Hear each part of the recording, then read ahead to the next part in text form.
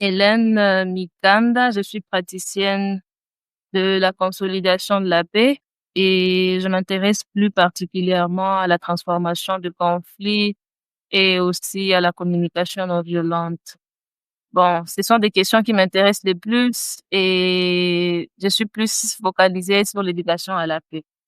Donc, avant tout, j'aimerais vraiment exprimer ma grande gratitude à l'initiative Skills Water de nous accorder cet espace pour partager et parler encore une fois des questions de paix. Le sujet, la paix commence par moi. Paix commence par moi. C'est d'abord un engagement, un appel en tout cas à un engagement. Et quand je pensais à ce sujet, je sais j'essayais un peu de m'imaginer les attentes que vous pouvez avoir par rapport au sujet, et surtout par rapport à la situation que nous sommes en train de vivre. J'aimerais juste préciser que la paix commence par moi, agir à transformer le monde autour de soi. C'est, c'est un sujet qui nous ramène juste à moi. En fait, le but de cette présentation, c'est de nous ramener à nous en tant qu'acteurs des changements. On va pas voir ce que l'autre fait, mais on essaie de voir ce que moi je fais à mon niveau pour changer le monde autour de moi. Donc la présentation, c'est comme je l'ai dit, c'est un appel d'engagement et j'espère qu'à la fin de cette présentation, nous aurons tous à choisir la paix, à se dire, dès aujourd'hui, je choisis la paix dans tout ce que je fais. Donc, pour commencer, merci beaucoup, Edidia, pour le partage de l'écran. Alors, pour commencer, nous allons commencer par une petite réflexion. Qu'entendez-vous par le mot conflit? J'aimerais vraiment avoir vos avis sur ça. Entendez-vous par le mot conflit? Lorsque je dis conflit, qu'est-ce qui vous vient à l'esprit? J'aimerais vraiment avoir quelques interventions par rapport à cette réflexion avant de continuer. Quelqu'un qui voudrait bien partager? Yes, je crois qu'on peut continuer avec la présentation. Je vois pas quelqu'un qui lève la main pour dire quoi que ce soit. Oui, bon, je peux essayer. Merci beaucoup. Conflit, je pense que c'est comme une mésentente. Bon, peut-être, juste une mésentente entre les parties. Ouais, ouais. Merci beaucoup. S'il n'y a personne d'autre qui voudrait partager, un conflit, comme Yed nous l'a partagé, c'est une situation où deux ou plusieurs personnes ont ou ils pensent avoir des objectifs compatibles. Donc, c'est cette situation-là de mésentente, cette situation d'opposition, cette situation de divergence d'opinion, d'idées, où on n'arrive pas à se convenir à ce qu'on veut faire. Et quand on parle d'un conflit à plusieurs niveaux. Il y a un conflit au niveau personnel, un conflit qu'on appelle intrapersonnel, lorsque tu as un conflit avec toi-même. Donc, c'est ça, un conflit à ton niveau. Il n'y a personne d'autre qui est impliqué.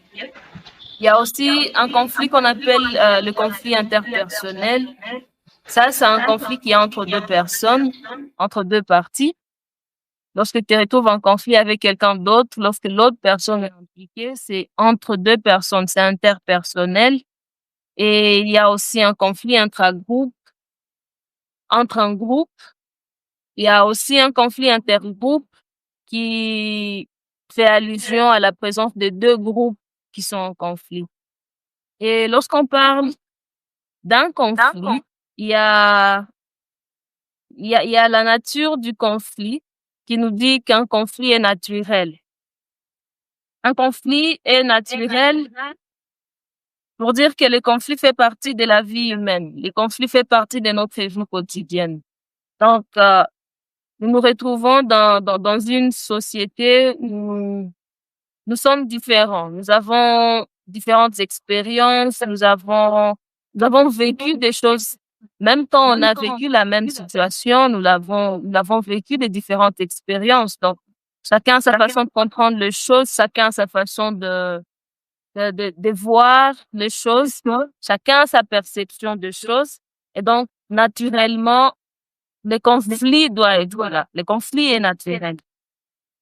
Il y a aussi la neutralité du conflit qui nous dit que le conflit n'est ni bon ni mauvais. Bon, pour ne pas utiliser les mots bon ou mauvais, on peut dire que le conflit n'est ni constructif ni destructif. Parce que c'est lorsque nous gérons le conflit. Si on gère mal un conflit, c'est là que le conflit devient destructif ou constructif. Ça dépend en tout cas de la façon dont on gère le conflit. Et l'idée de dire que le conflit est nécessaire, c'est pour nous rappeler que le conflit révèle un besoin d'un changement ou d'ajustement. On dit que dans une communauté, il y a vraiment nécessité d'avoir des conflits parce que les conflits permettent de faire émerger des tensions. Ça nous permet aussi d'avoir ces moments d'exprimer des besoins. Ça nous permet aussi d'avoir ces moments de se dire, oui, il y a besoin de transformer une situation injuste. Parce que le conflit, c'est un moteur de croissance. C'est la théorie de dire que voilà, le conflit est nécessaire parce que le conflit, c'est un moteur de croissance. C'est comme un rappel dont on a besoin pour se dire, voilà, il est temps de changer les choses, il est temps de voir les choses différemment. Qu'est-ce qu'on peut faire de mieux? Qu'est-ce qu'on peut faire de mieux? Et lorsqu'on dit que le conflit est normal, ça veut dire que tout le monde vit des conflits. Nous traversons tous des situations de conflit et traverser une situation de conflit ou être en conflit, ce n'est pas un échec en soi. Et puis, ce n'est pas une honte. Et c'est pas quelque chose de mal de dire qu'on est en conflit. Parce que le conflit n'est pas une erreur. Le conflit n'est pas une faute. Et le conflit est plutôt lié à notre diversité. Dès lors qu'on se retrouve deux personnes, il doit y avoir des conflits. C'est normal qu'on ait des conflits parce qu'on ne pense pas de la même façon. On ne voit pas les choses de la même façon. Bien qu'on peut avoir le même besoin, les stratégies de satisfaire nos besoins ne seront pas toujours les mêmes. Comme par exemple, dans une maison, tu es avec ton frère et tu as besoin de manger des patates douces, mais ta sœur te dit non, bon, moi, j'aimerais bien manger des haricots. Et là, il y a directement vous avez tous faim, vous avez besoin de manger, il y a besoin de nourriture, mais ce que l'autre veut n'est pas ce que l'autre est aussi en train de chercher. Pourtant, c'est les mêmes besoins, mais pour satisfaire ces besoins-là, vous retrouvez en conflit. Pourtant, il y a juste une option à choisir. Et là, on dit que le conflit est normal. Le conflit est normal parce que ce qui compte le plus, c'est comment on gère les conflits, comment est-ce qu'on résout ces conflits-là. Et l'autre théorie sur le conflit, c'est que le conflit est différent de la violence. La violence, je peux dire que c'est ce qui résulte d'un conflit mal géré ou d'un conflit non géré ou d'un conflit non résolu. La violence, c'est ce qui résulte d'un conflit non résolu. Donc, le conflit est vraiment différent de la violence. Il ne faut pas faire de confusion sur ces deux-là. Et il faut aussi noter que le conflit n'est pas l'opposé de la paix. Donc, c'est pas parce qu'il y a conflit, on va dire qu'il n'y a pas la paix. Parce qu'on a vu que le conflit peut être constructif. Donc, le conflit n'est pas l'opposé de la paix.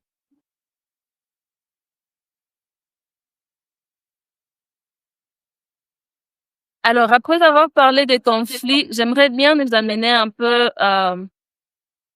sur des notions basiques sur la résolution pacifique des conflits, espérant qu'on a compris quelque chose par rapport à ce qu'est un conflit et la nature d'un conflit et les niveaux auxquels on peut être en conflit. Alors, quand on parle de la résolution pacifique des conflits, nous avons d'abord des styles de gestion des conflits. Des styles de gestion des conflits, bon, ce qui est sûr, on peut gérer un conflit sans pour autant le résoudre. J'espère que vous le savez. On peut gérer un conflit sans pour autant le résoudre. Donc, il y a des façons de gérer un conflit qui ne veulent pas nécessairement dire qu'on vient de résoudre le conflit. Donc, quand on parle des styles de gestion de conflit, ce sont souvent ces attitudes-là que nous avons dès lors qu'on vient de se retrouver dans une situation de conflit. Comment est-ce que tu réagis à l'instant même? Lorsque tu te retrouves dans une situation où tu es inconfortable, tu te sens plus à l'aise avec ce qui vient de se passer. Alors, il y a différentes attitudes que différentes personnes prennent lorsqu'ils se retrouvent en conflit. Il y a des personnes qui choisissent la compétition ou la concurrence. Là, c'est une situation où, bon, je vais gagner et je veux que l'autre perde. Je dois être le gagnant. Donc, ça, c'est vraiment une compétition. Lorsque tu te retrouves en conflit, tu cherches à tout prix à avoir ce que tu veux, sans pour autant penser à l'autre. Donc, si l'autre perd, ça te regarde. Mais ce qui compte, c'est que toi, tu puisses gagner. Il y a d'autres en situation de conflit qui choisissent l'évitement. L'évitement, c'est lorsque tu choisis de te retirer. Là, tu ne veux pas vraiment affronter ce qui vient de se passer, tu ne veux pas affronter ce qui est en train de se passer et tu te dis, bon, j'accepte de perdre. Si lui gagne, bon, ça me regarde pas, mais j'accepte de perdre parce que, et le plus souvent, on se le dit en Swahili. En tout cas, genre, tu te retires de la situation parce que tu veux pas affronter ce qui est en train de se passer. Peut-être que tu veux pas affronter cette peur qu'il y a au fond de toi. Il y a d'autres personnes qui choisissent d'accepter, d'accommoder avec l'autre. Ils acceptent de céder. Ils se disent, bon, je veux pas qu'on puisse aller jusqu'à tel niveau, alors je choisis de céder. J'accepte de gagner. J'accepte de perdre, J'accepte de perdre et laisser l'autre gagner. Donc, tu acceptes la situation telle que tu veux pas y faire grand chose ou tu te dis que tu n'as pas le choix. Alors, tu l'acceptes tout simplement comme ça. Pendant qu'il y a d'autres personnes qui font des compromis. Ici, c'est une situation de 50-50. Donc, ici, c'est là où il y a une partie que tu perds et une partie que tu gagnes, pendant que l'autre aussi, de son côté, a une partie qu'il perd et une partie qu'il gagne. Donc, quand on accepte de faire le compromis, à un certain niveau, il y a une négociation qui s'opère. Et là, j'accepte de perdre tel intérêt pourvu de gagner ceci et l'autre aussi accepte de perdre quelque chose pourvu de gagner quelque chose. Maintenant, il y a la meilleure option, celle qu'on appelle la meilleure option en tout cas, la collaboration. La collaboration qui nous permet de résoudre le conflit, où il y a ces gagnants-gagnants. Je gagne et toi aussi tu gagnes. Je me retrouve, toi aussi tu te retrouves. Donc, personne n'est perd. Donc, tout le monde est content. On vient de résoudre le conflit. On peut maintenant passer à autre chose. S'il y avait une relation qui devrait continuer, voilà, on peut continuer avec autre chose. Ça, c'est la meilleure attitude de la résolution pacifique des conflits. Et quand on parle aussi des notions de résolution pacifique des conflits, il y a aussi ce qu'on appelle le mode de résolution des conflits. Ici, ce sont des moyens qu'on utilise pour résoudre les conflits. Parce que dans les styles de gestion, on arrive seulement à gérer la situation, mais on ne résout pas vraiment. Parce que quand on se dit on évite, ça ne veut pas dire qu'on a résolu. Prochainement, quand on va rencontrer la personne, on doit encore affronter la situation qu'il y avait eu avant de pouvoir parler d'autre chose. Donc, on a juste géré. Mais là, on va parler des modes de résolution de conflits. Et il y a plusieurs modes de résolution des conflits. J'aime bien les appeler des modes de résolution pacifique des conflits parce que il y a plusieurs façons de résoudre les conflits et parmi les moyens de résolution des conflits, il y a ceux-là qui choisissent la violence. Alors, nous, ici, j'aimerais bien souligner qu'on est en train de parler des modes de résolution pacifique des conflits. Et dans la résolution pacifique des conflits, il y a la négociation. Il y a ceux-là qui choisissent la négociation. La négociation, c'est lorsque deux personnes, deux parties qui se retrouvent en conflit arrivent elles-mêmes à trouver la solution qui satisfait le besoin qui a fait qu'elles soient en conflit. Lorsque les deux personnes arrivent à communiquer, arrivent à dialoguer et à trouver elles-mêmes des solutions. Quand on parle de la médiation, c'est lorsque les deux parties qui étaient en train de négocier n'arrivent pas à trouver des solutions et là, ils ont besoin d'une tierce personne. Donc, dans la médiation, il y a une tierce personne qui intervient pour aider les deux parties à trouver des solutions. Ici, la tierce personne ne donne pas son avis. Elle ne dit pas ce qu'elle pense. Elle est juste là pour faciliter la négociation, si je peux le dire. Elle est juste là pour aider à ce que ces deux parties qui sont en conflit puissent trouver des solutions elles-mêmes, des solutions qui les valent en tout cas le mieux tout ce qu'ils sont en train de chercher. Maintenant, quand on parle de la conciliation, c'est lorsque la tierce personne peut donner son avis par rapport aux solutions. Lorsque les deux parties n'arrivent pas à trouver des solutions en négociation, ils font appel à une tierce personne. C'est la médiation qui s'opère. La tierce personne ne dit rien. Mais peut-être que les deux parties se disent, bon, on n'arrive toujours pas à trouver des solutions. Là, ils peuvent passer à la conciliation où la tierce personne va va juste donner des propositions. Elle va pas imposer quand même. Elle va juste donner des propositions. Qu'est-ce que vous pensez de ça? Qu'est-ce que vous pensez de ceci? Et si tel faisait ceci pendant que l'autre fait ceci? Tu vois? C'est une tierce personne qui intervient et qui donne juste des propositions, des solutions par rapport au problème. Et quand on parle de l'arbitrage, c'est là qu'il y a un juge. Là, c'est souvent, en tout cas au tribunal, c'est souvent devant un juge. Lorsqu'on n'arrive pas à trouver une solution, les deux parties peut-être se disent non, il faut qu'on fasse appel à un juge. Et là, les juges prennent la décision pour les deux parties. C'est les juges qui décident, qui disent bon voilà, toi tu vas faire ceci, toi tu vas faire cela pour résoudre le problème. Alors, ce sont les quelques notions sur la résolution pacifique de conflits. Et j'aimerais savoir, si on va poser des questions à la fin de la session. Bon, j'espère qu'on va poser des questions à la fin de la session. Comme ça, je peux continuer avec la présentation. Voilà. Merci beaucoup, Yette. On vient de parler des conflits et là, nous voulons introduire la question sur la paix. Et je voudrais qu'on réfléchisse ensemble. Quand vous entendez les mots paix, quel mot ou quelle image vous vient en tête lorsque quelqu'un dit la paix ou lorsque quelqu'un dit nous avons besoin de la paix? C'est quoi l'image que vous avez? Si c'est une image, en tout cas, je voudrais que vous puissiez décrire cette image-là. Et si c'est un mot, en tout cas, dites-moi c'est quoi ces mots-là qui vous vient en tête lorsque vous entendez dire la paix.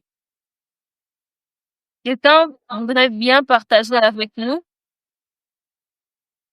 ce que vous entendez, ce qui vous vient à l'esprit lorsqu'on dit la paix.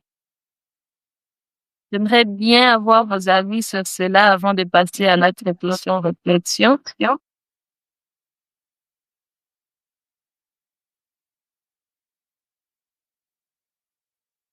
Quelqu'un voudrait bien partager avec nous ce qu'il attend par les mots paix.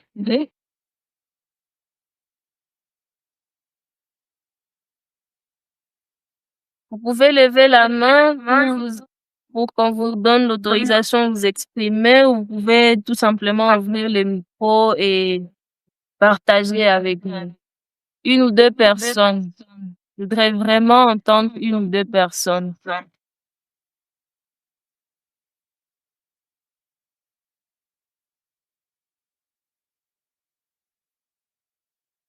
Oui, Joseph, je vois Joseph a levé la main. Oui, merci beaucoup pour la parole, merci pour la présentation. Moi, personnellement, je m'appelle Joël, je suis de Bourg-en-Bresse. Quand j'entends parler de la paix, on on peut s'exprimer et cette situation de calme et de paix qui caractérise un milieu où il y a absence, non, mais bien, euh, absence de conflit, en disant absence, je vais nuancer, donc, où il y a moins de conflits, donc, qui fréquence vraiment les conflits, en bref, le calme et la tranquillité caractérise, un milieu,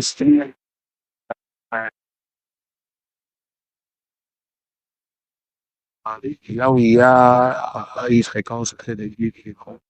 Voilà ce que moi, Merci beaucoup, Joseph. Merci beaucoup. Quelqu'un d'autre voudrait partager? Peut-être un ajout à ce que Joseph a dit ou quelque chose de différent.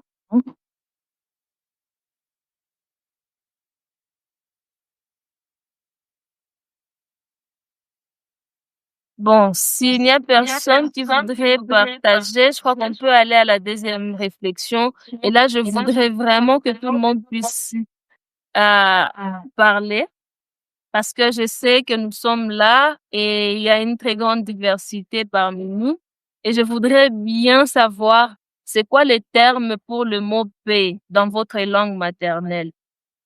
Pour moi, c'est très important et c'est très important pour la suite de notre session. C'est quoi? Quel terme donnez-vous à la paix dans votre langue maternelle? S'il y a ceux-là qui n'arriveront pas à s'exprimer, vous pouvez écrire ça dans les chats. Vous dites juste la langue maternelle et puis vous mettez les mots, les termes que vous accordez à la paix dans votre langue maternelle. Parce que je sais, à Goma, on parle Swahili. En Swahili, on dit Amani. Et j'imagine combien de langues maternelles sont représentées ici. Je voudrais vraiment savoir comment vous dites la paix dans votre langue maternelle. Si possible, si tout le monde peut ouvrir son micro et dire juste les termes, en tout cas, ça sera très bien. Et puis, on pourra continuer.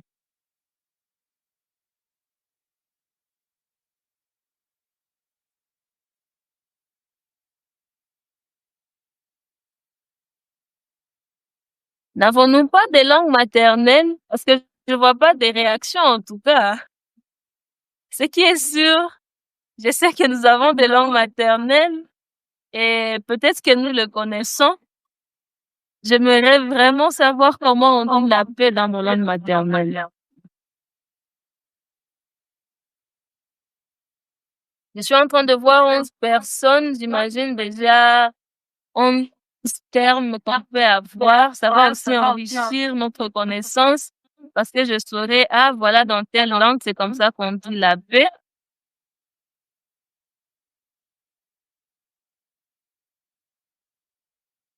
Parce que je sais qu'il y a, ah oui, quelqu'un vient d'écrire dans le chat. En Kinande, on dit Buholo.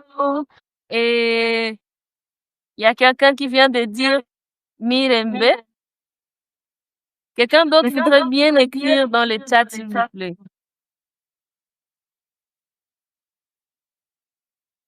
Et je sais que nous avons aussi Amahoro. Oui, merci beaucoup, Ishimwe. Amahoro.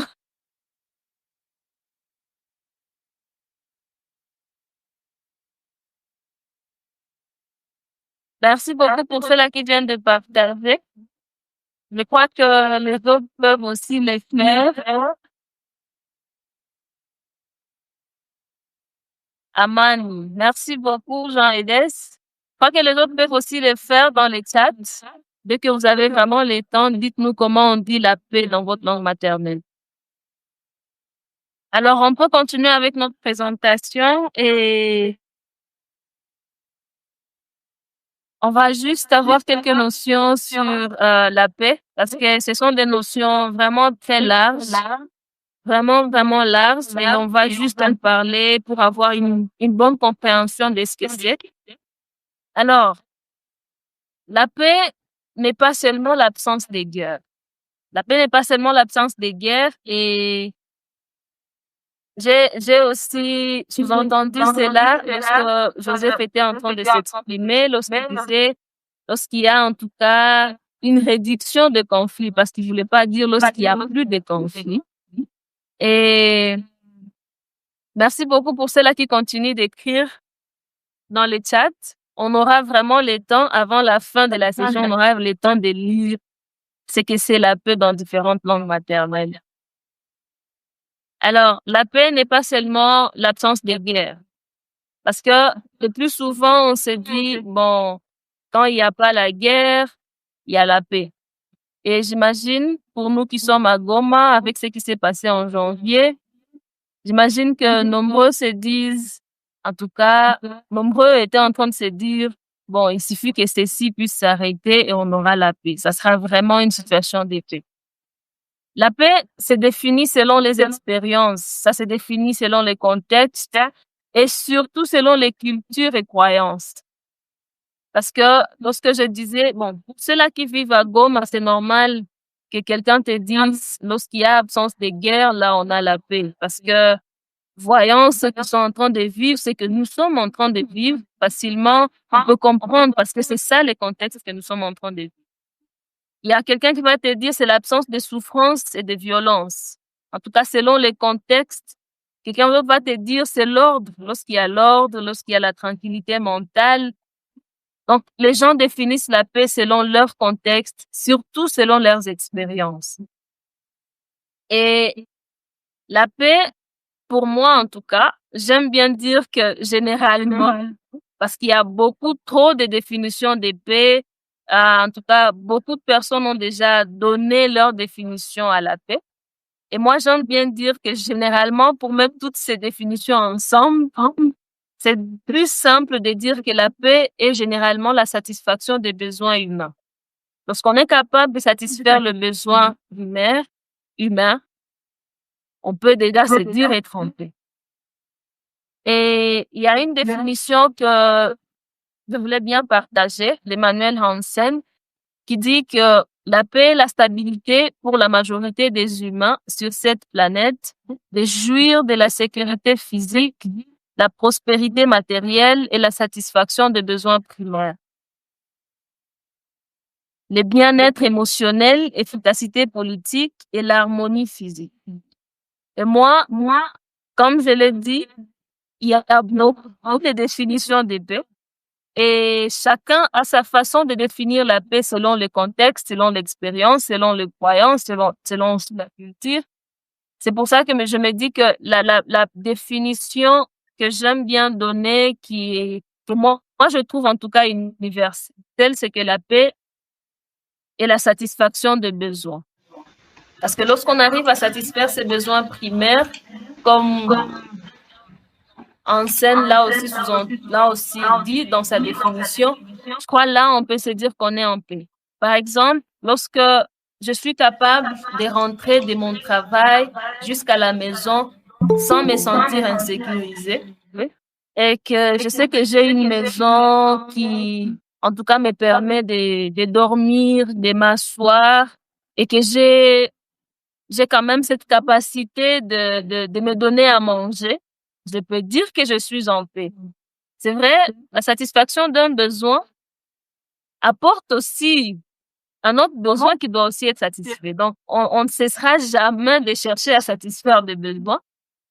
Mais lorsqu'on arrive quand même à satisfaire ces besoins primaires, ces besoins avec lesquels on ne peut pas vraiment dire qu'on vit, qu'on est en train de vivre plutôt qu'on est en train de survivre, là, on peut dire qu'on est en paix. Lorsqu'on arrive à avoir quand même un toit, on arrive à avoir à manger, on arrive à avoir à boire, on arrive à se sentir en sécurité, on n'est pas inquiet de savoir, on ne sait pas si les voleurs ne vont pas venir aujourd'hui et tout.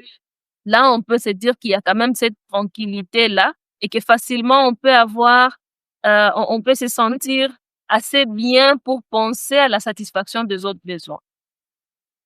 Alors, lorsqu'on parle de la paix, la raison pour laquelle je disais que ce n'est pas seulement l'absence de guerre, c'est que il peut y avoir ces calmes qui peut régner. Bon, il n'y a pas des armes, il n'y a pas de violence, il n'y a pas de violence physique qu'on est en train de voir.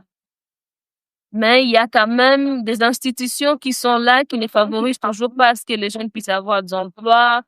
Il y a toujours ces hôpitaux-là qui ne favorisent pas à ce que tout le monde puisse avoir accès aux soins médicaux. À ce niveau-là, on ne peut pas toujours dire qu'il y a vraiment la paix. C'est pour ça que il y a des scientifiques qui avaient préféré de développer la paix en deux théories, disant que il y a une paix négative et il y a aussi une paix positive, pour dire que la paix négative, c'est lorsqu'il y a absence de violence directe, lorsqu'il y a ces calmes temporaires qu'on peut vivre, mais qui n'est pas vraiment durable. Et que lorsqu'il y a une paix positive, c'est lorsqu'il y a une paix avec justice, lorsqu'il y a absence de toute forme de violence. C'est donc l'état-là de paix durable. On peut dire qu'on est vraiment en paix et que lorsque toutes les causes profondes de conflit sont déjà adressées. Alors, c'était une façon de montrer que, c'était pas vraiment une façon de dire que voilà, c'est ça la différence, la paix négative et la paix positive. Mais pour moi, la façon dont je les prends, c'est que la paix, c'est un processus. Et dans ces processus-là, il y a ces moments où il y a le calme et il y a aussi ces moments, parce que c'est pendant ces moments de calme, parce que pour nous qui vivons dans un pays, où il y a encore des guerres, il y a encore des conflits violents, on a besoin de ces calmes-là avant d'aller à la négociation. On a besoin de ces calmes-là avant de passer à la table de dialogue et se dire, voilà, quelles sont les causes profondes de ces problèmes pour qu'on puisse enfin penser aux solutions. Donc, c'est ces processus-là. On va à une paix négative. C'est toujours la paix, je peux dire, à une paix positive qui est cette utopie-là. Je vais aussi dire que c'est une utopie parce que les conflits sont toujours là, les humains sont toujours humains. Ça ne veut pas dire qu'on ne croit pas en la capacité des humains d'être transformés, mais c'est ces processus-là de paix qu'on est en train de viser. On aimerait arriver à un moment où il n'y a pas de violence directe. Et puis après, on arrive à un moment où on commence maintenant à voir comment rendre justice, comment rendre réparation à ceux-là qui ont été affectés, comment travailler sur l'état mental des gens. Et là, on est déjà en train d'arriver sur cette paix positive-là. Alors, c'est un peu ça comme généralité sur la paix. Et maintenant, nous allons entamer avec notre grand sujet. La paix commence par moi.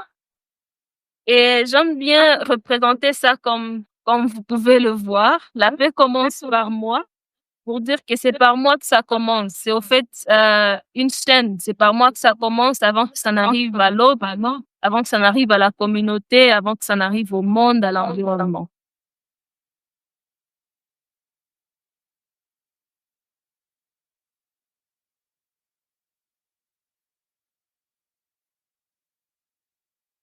Et la paix commence par moi.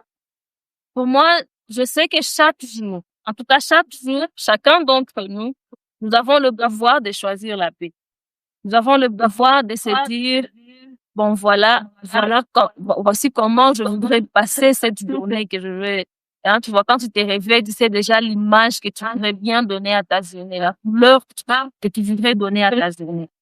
Et cela commence par nos actions, par nos paroles, par nos attitudes envers nous-mêmes d'abord et puis envers les autres. Parce que dans ce monde où il y a des tensions un peu partout, en tout cas, choisir la paix n'est pas une option.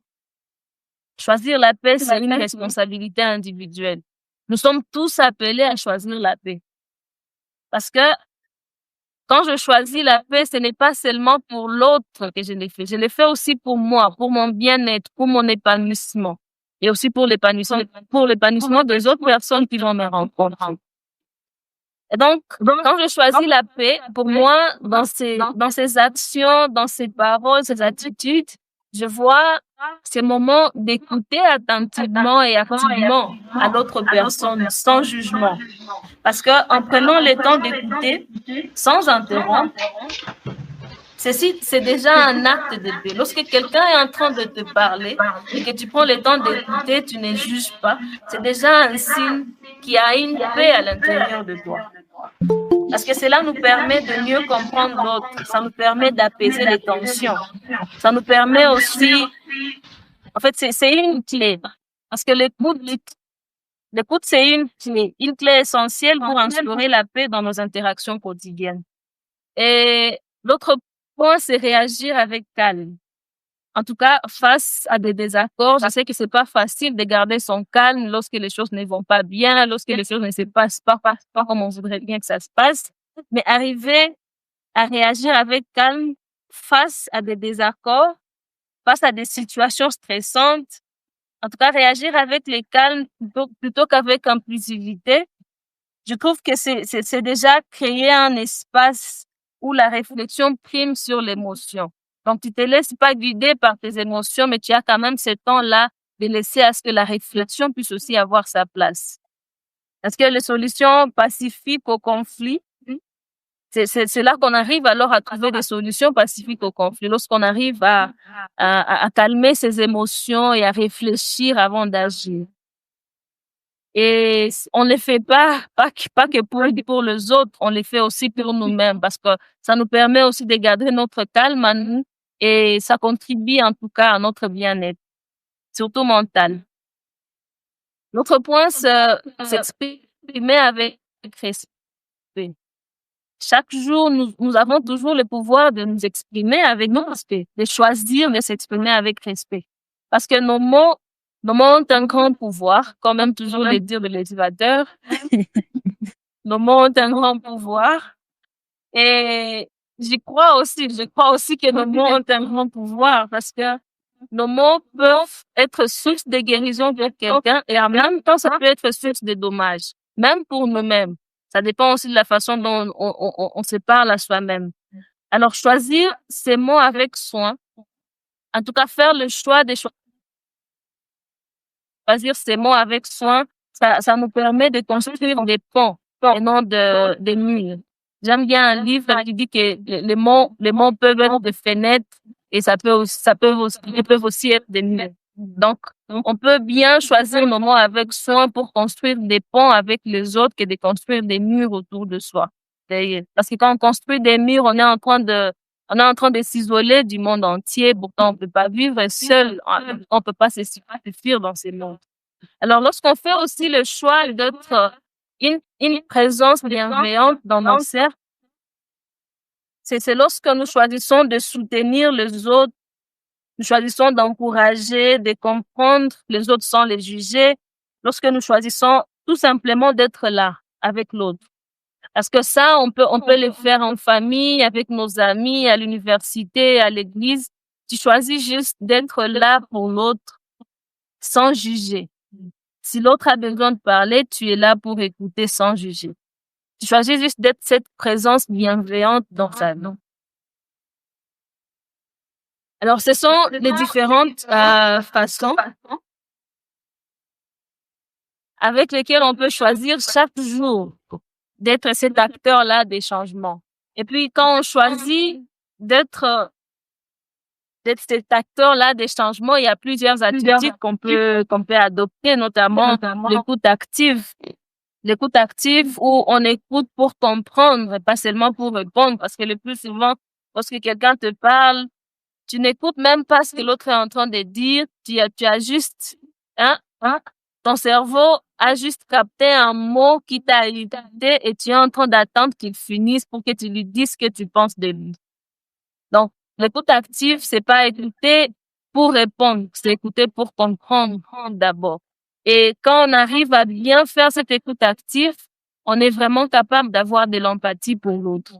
Parce que l'empathie, c'est se mettre à la place de l'autre sans juger l'autre. Ici, ça favorise des relations harmonieuses et surtout pour renforcer la cohésion dans le groupe. La non-violence, l'attitude de non-violence, c'est vraiment différent de l'attitude d'évitement parce que l'évitement, lorsqu'on était en train de parler des styles de gestion de conflit, on a parlé de l'évitement. L'évitement, c'est lorsque tu choisis de ne rien faire ou tu penses que ça te concerne pas ou tu penses que, tu n'en as rien à faire. Mais la non-violence, elle est active. Tu peux choisir d'être silencieux, mais activement silencieux. c'est pas que tu veux pas faire face à la situation, c'est que tu veux juste prendre ton temps. Tu veux juste d'abord te calmer, tu veux juste d'abord réfléchir. Et la non-violence, c'est aussi savoir choisir des mots, savoir choisir des gestes et savoir aussi orienter ses pensées qui construisent, pas avoir des pensées qui détruisent. Donc, savoir t'exprimer de façon à construire l'autre et non à détruire l'autre. Bien que c'est pour résoudre un conflit, par exemple, tu ne choisis pas dans la violence par la violence, tu choisis plutôt d'y aller lentement, tu choisis plutôt d'y aller avec ton cœur, tu exprimes tes besoins.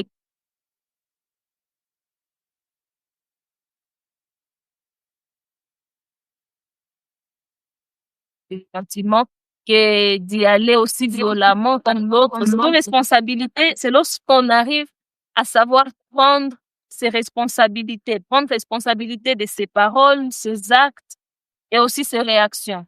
En fait, commencer à vivre au-delà de blâme. Il faut pas blâmer les autres. Hein? Par exemple, tu es en colère et puis tu viens de casser quelque chose. Au lieu de prendre responsabilité de ce que tu as fait, toi, tu dis, non, hein, donc, vous êtes en train de me provoquer.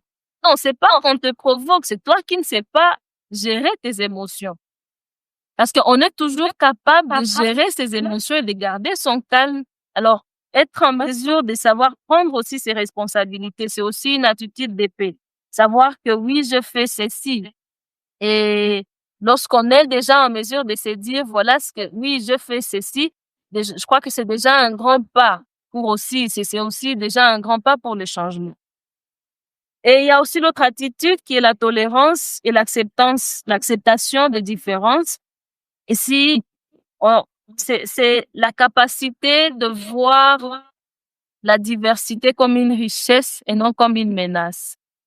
Donc, quand on se dit, comme par exemple ici à Goma, il y a beaucoup d'ethnies, beaucoup de tribus représentées, c'est pas une menace. C'est pas le moment de commencer à savoir quelle ethnie est la meilleure, quelle tribu est vraiment mieux que l'autre. C'est plutôt le moment de voir qu'est-ce que l'autre ethnie fait et qu'est-ce que l'autre ethnie aussi est capable de faire pour voir ceci. Si toi, tu te mets à faire ce que toi, tu es capable de faire et que moi, je me mets à faire ce que je suis capable de faire, on les met ensemble, déjà, ça fait une action, une très grande action. Au lieu de commencer à dire, voilà, nous sommes mieux que vous, nous sommes mieux que les autres.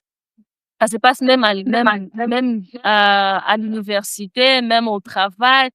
En tout cas, c'est pas le moment de se dire, je suis capable, tu vois, je suis mieux que l'autre. Mais plutôt, si moi, je peux écrire un projet et que l'autre peut faire un budget financier, je fais le projet, l'autre fait le budget financier et on remet, on a fait notre travail, en fait. C'est vraiment question de voir comment est-ce que cette diversité peut plutôt, nous amener à une interdépendance où on comprend qu'on a besoin des uns et des autres. Notre attitude, c'est le pardon et la capacité de tourner la page. Être en mesure de se libérer, de libérer son cœur des blessures du passé. Parce que le pardon, comme acte de libération personnelle, bon, pas comme acte d'oubli, c'est vrai, pardonner ne veut pas dire qu'on a oublié, mais quand même, on arrive à se libérer de cette blessure-là. Et ça nous permet, parce que le pardon nous permet aussi d'aller jusqu'à la réconciliation. Lorsque tu es en mesure de pardonner, facilement, vous pouvez reconstruire des relations au-delà de tout ce qui s'est passé. Vous pouvez reconstruire au-delà du conflit qu'il y a eu. Et lorsqu'on parle de la coopération plutôt que la compétition, c'est lorsqu'on arrive à chercher nous gagnons tous ensemble. Pas moi, je gagne, toi tu perds, ou je m'y fous de ce qui t'arrive. Donc, c'est de voir comment est-ce que nous marchons ensemble. Comment est-ce que nous allons agir pour trouver des solutions collectives. Comment est-ce que nous allons rompre avec la logique de chacun pour soi. On nous dit souvent chacun pour soi, Dieu pour tous. Mais je crois qu'après tout ce qu'on est en train de vivre dans ce monde, il serait bien temps de commencer à se dire non. Hein? Nous sommes tous là pour nous tous. Nous sommes là pour nous tous parce que nous avons tous besoin de ces solutions-là que nous sommes en train de chercher. Et lorsque nous parlons de la cohérence intérieure, c'est lorsque nous sommes en accord avec nos valeurs, avec nos pensées, avec nos actions. où nous arrivons à développer l'intégrité et nous arrivons aussi à inspirer par l'exemple. Nous arrivons à être des modèles. En tout cas, arriver à être ce que tu veux voir. Lorsque Gandhi nous dit que soit les changements que tu veux voir dans ces mondes, en tout cas, c'est cette cohérence-là intérieure, soit ce que tu veux voir dans la communauté. Et lorsqu'on parle de la gratitude et de l'humilité, ici, on voit plus la capacité de savoir reconnaître ce qu'on a et aussi savoir reconnaître d'où l'on vient. Ne pas s'enorgueillir parce qu'on on vient d'avoir quelque chose que les autres n'ont pas encore eu. Être en mesure de créer une attitude positive autour de soi. Être en mesure de réduire les tensions dues à l'orgueil ou à la comparaison. Et enfin, on va parler de la bienveillance envers soi-même et aussi envers les autres. C'est cette capacité-là de savoir cultiver la douceur pour soi-même et aussi pour les autres. Être en mesure de s'aimer pour mieux aimer les autres. Donc, s'aimer assez pour ne pas faire du mal à l'autre. Tu t'aimes assez pour te dire que non, faire du mal à l'autre serait me faire du mal. Ou te dire que faire du mal à l'autre, ça ressemble pas à qui je veux être. Donc, t'aimer assez pour être aussi en mesure d'aimer mieux les autres. Et être aussi en mesure de créer ce climat-là de confiance avec les autres. Alors, nous avons déjà parlé de la paix, nous avons parlé du conflit, nous avons parlé de la violence un tout petit peu. Et nous avons aussi parlé de ce que ça représente lorsqu'on dit que la paix commence par moi. Et j'aimerais pas vraiment finir cette présentation sans nous appeler tous à prendre cet engagement.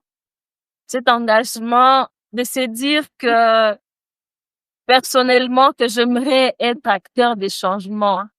J'aimerais que la paix que je suis en train de chercher pour la RDC puisse commencer par moi. Parce que quand j'y pense, je me dis, après tout ce qu'on vient de voir, je me dis que si une fois, chacun d'entre nous, dans son coin, se disait, je veux être ces changements-là que j'aimerais voir en RDC.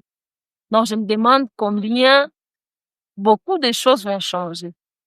Où tout le monde prend cette décision-là et commence à agir sur lui-même et se dire, non, j'aimerais que les changements de la RDC puissent commencer par. J'aimerais que lorsque les gens me regardent, se disent, non, j'aimerais être comme tel. Alors, est-ce que je suis en train de parler de cet appel à l'engagement? J'en parle parce que je sais que chacun de nous est capable de s'aimer la paix autour de soi. Je sais que nous sommes tous capables de s'aimer la paix dans nos familles, nous sommes capables de s'aimer la paix dans nos églises, nous sommes capables de s'aimer la paix dans nos universités, au lieu de travail, partout où nous passons. Même au moment où tu es en train d'aller suivre la queue pour aller recevoir quelque chose, pour aller acheter quelque chose, tu es capable de s'aimer la paix dans cette là, là où tu voudrais acheter quelque chose. Alors, on peut s'aimer la paix dans ses paroles, en évitant les paroles blessantes. En tout cas, ce sont des choses que nous faisons tous les jours. C'est peut-être des choses que nous pratiquons déjà ou peut-être des choses qui nous échappent tout simplement. Mais je voudrais vraiment nous rappeler que nous sommes capables d'être ces acteurs-là des changements. Ça ne demande pas vraiment grand-chose pour être bienveillant. Ça ne demande pas grand-chose pour être gentil. On peut s'aimer la paix autour de soi dans ses paroles, en évitant les paroles blessantes, par exemple, en encourageant les autres et en valorisant ce que les autres sont en train de faire, en utilisant un langage bienveillant, même dans les désaccords, même lorsque tu sais que tu n'es pas d'accord avec ce que l'autre dit, tu le dis quand même avec bienveillance. Tu vas pas insulter l'autre. En s'excusant sincèrement quand tu sais que tu as fait quelque chose de mal. Quand tu sais que tu as blessé quelqu'un, prends le temps d'aller t'excuser sincèrement. Je dirais que ce sont des petites choses, ou des choses qu'on se dit que ce sont juste des petites choses, mais qui sont tellement importantes. Et c'est ces choses auxquelles on devrait vraiment faire beaucoup plus attention. On peut être cet acteur des changements en ligne, dans les décisions que nous prenons en ligne, par exemple. Lorsque tu fais le choix de promouvoir des messages positifs et solidaires, tu deviens un acteur de changement. Tu peux aussi choisir de soutenir les initiatives pacifique sur les réseaux sociaux. Tu peux aussi refuser de partager des contenus haineux ou violents comme ce qui se passe sur les réseaux. Je vois souvent dans des commentaires, les gens sont vraiment violents dans leur façon de parler. Mais toi, tu peux choisir de ne pas faire cela. Tu peux aussi choisir de réagir avec respect, même lorsque c'est une opinion qui est vraiment contraire de ce que toi tu peux dire. Tu choisis quand même de commenter avec bienveillance. Et aussi, actuellement, lorsqu'on parle de fake news, c'est aussi cette capacité de savoir déconstruire les fake news de manière constructive. On peut aussi être acteur des changements dans nos relations en choisissant de résoudre les conflits par le dialogue, choisir toujours la communication, ne pas choisir la violence. Lorsqu'on choisit aussi d'être médiateur ou médiatrice lorsqu'il y a des tensions dans nos relations, lorsqu'on accepte les différences de manière inclusive, c'est pas parce qu'elle ne pense pas comme moi que estamos en chacun ou qu'on peut pas être amis ou qu'on peut pas se parler ou qu'on peut pas construire quelque chose de bon.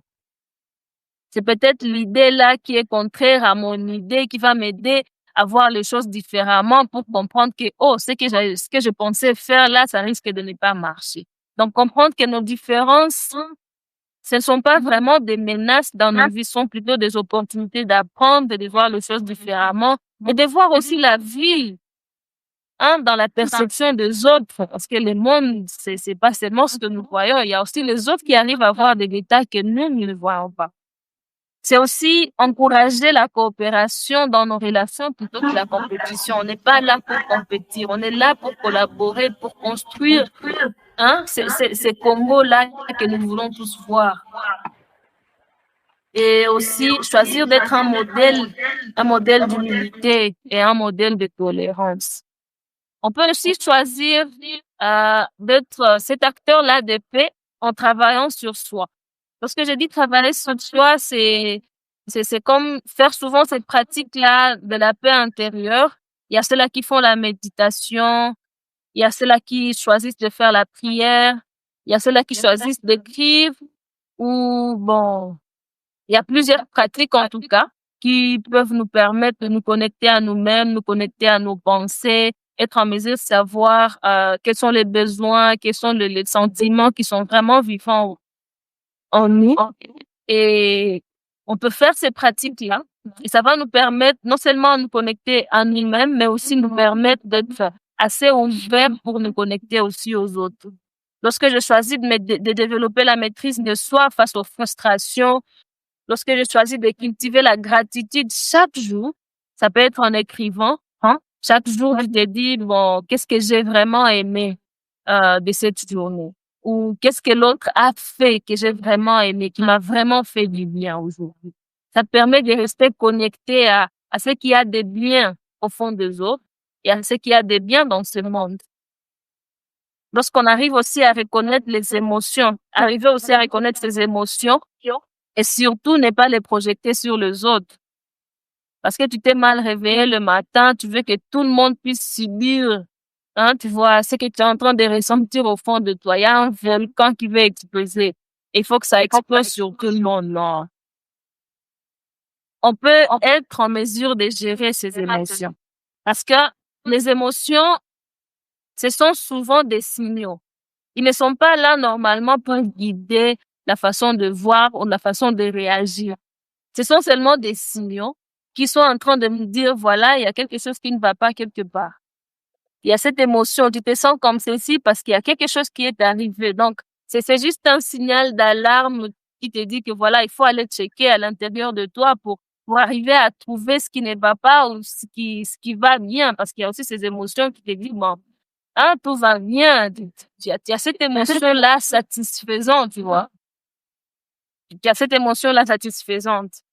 Donc, les émotions, ce ne sont pas nos maîtres, ce ne sont pas ceux qui doivent vraiment dicter comment nous réagissons. C'est plutôt un rappel, un petit rappel qui te demande d'aller voir au fond de toi ce qui est en train de se passer pour arriver à savoir dans quel état tu es. On peut aussi arriver à être des acteurs de changement dans nos communautés en étant juste présent dans nos communautés. Et lorsque je dis être présent, c'est toujours participer aux activités citoyennes, toujours être là pour soutenir les personnes en détresse, toujours participer à des sensibilisations à la paix. Tu peux organiser des sensibilisations à la paix dans ton institution académique, dans ton quartier, dans ton lieu de culte, ton lieu de travail. Ou tu peux aussi choisir d'éduquer par l'exemple, choisir d'être le modèle. Comme je disais, être les changements que nous voulons voir dans le monde. J'ai dit, c'est comme ça que j'aimerais voir le monde et voilà voilà comment je me comporte pour que lorsque les autres vont me voir, qu'ils se disent que voilà les genres de comportements que je m'appelle aussi bien adopter.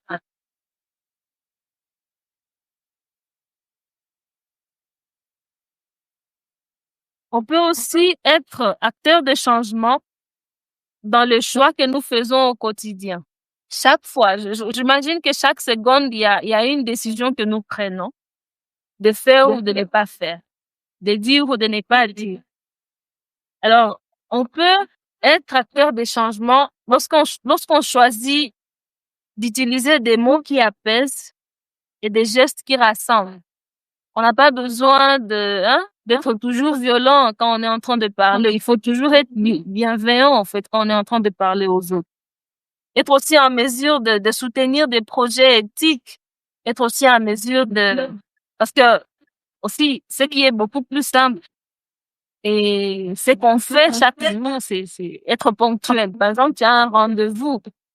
Choisir d'être ponctuel, choisir d'être honnête au travail, choisir d'être honnête en famille, choisir d'être respectueux.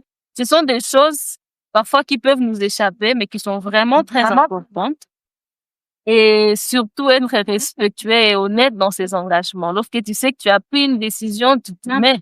Tu sais que tu as promis quelque chose à quelqu'un, tu respectes la promesse, tu vois. Ce sont ces petites choses-là que nous faisons qui peuvent ruiner nos relations, qui peuvent créer des problèmes dans nos relations. Et ce sont aussi des petites choses qui peuvent aussi nous aider à construire des relations solides avec nous-mêmes et aussi avec les autres. Être aussi capable être capable de défendre la paix, même quand c'est difficile ou même quand c'est impopulaire. C'est pas parce que tout le monde fait quelque chose qu'on doit tous le faire.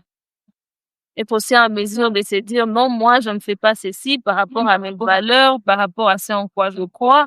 Je peux pas faire ça parce que ça ne résonne pas avec qui tu veux être.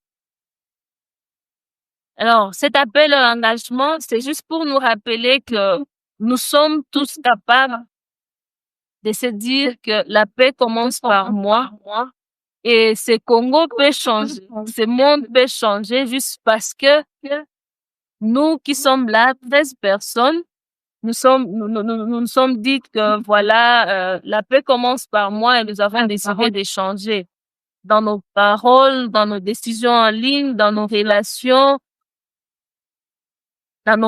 avec nous-mêmes, dans nos communautés, dans des petites choses que nous faisons quotidiennement. Alors, je vais juste nous dire comment est-ce qu'on peut, un rituel qui peut peut-être nous aider.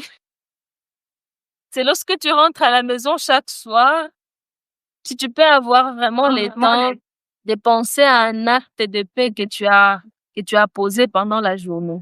Je m'excuse pour la faute d'orthographe. C'est un acte de paix que tu as posé pendant la journée. De penser juste à ces moments où tu as été présent dans la vie de quelqu'un. À ces moments où ce n'était pas seulement toi qui comptais, c'était aussi l'autre. Tu pensais aussi au bien-être de l'autre personne. Parce que je me dis, imaginez un peu la joie que ça fait lorsqu'on est à la maison de contribuer au bien-être de quelqu'un d'autre. On est toujours là à penser à nous, je veux faire ça, il faut que ça arrive comme ça pour moi, il faut que ça se passe comme ça. Mais le temps où, c'est ces petits moments où tu te poses et tu te dis, non, je vais aussi faire ça pour tel, il faut que tel puisse aussi arriver à avoir ceci, parce que tu vas contribuer à ce que l'autre puisse l'avoir. C'est cette joie-là qu'on peut ressentir lorsqu'on est capable de contribuer au bien-être de l'autre.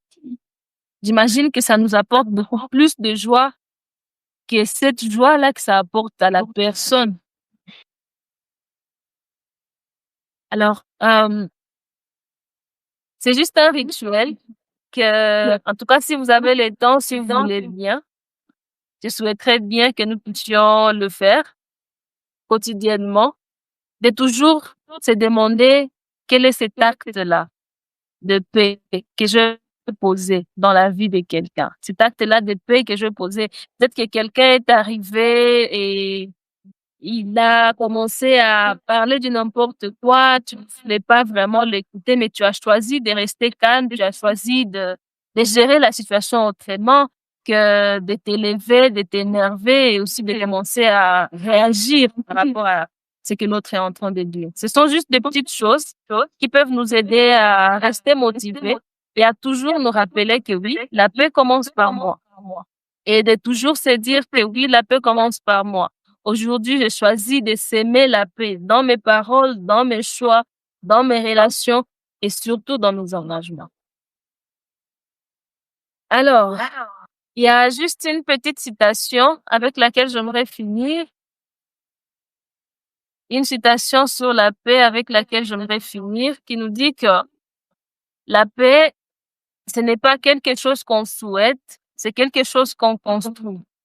La paix, c'est quelque chose qu'on fait. La paix, c'est quelque chose qu'on est. Et enfin, c'est quelque chose qu'on offre, quelque chose qu'on partage avec les autres. Donc, je ne peux pas aller chercher la paix ailleurs qu'au fond de moi. Je dois d'abord l'être, je dois d'abord la voir, je dois d'abord la construire. Et puis, je serai en mesure de la partager avec les autres. Alors, c'est là que j'arrive à la fin de ma présentation. Merci beaucoup pour votre attention. Le dernier slide dit seulement merci beaucoup pour votre attention et votre écoute et votre engagement. Et en tout cas, je nous demande juste de continuer à s'aimer la paix chaque jour et chacun à sa manière. Merci beaucoup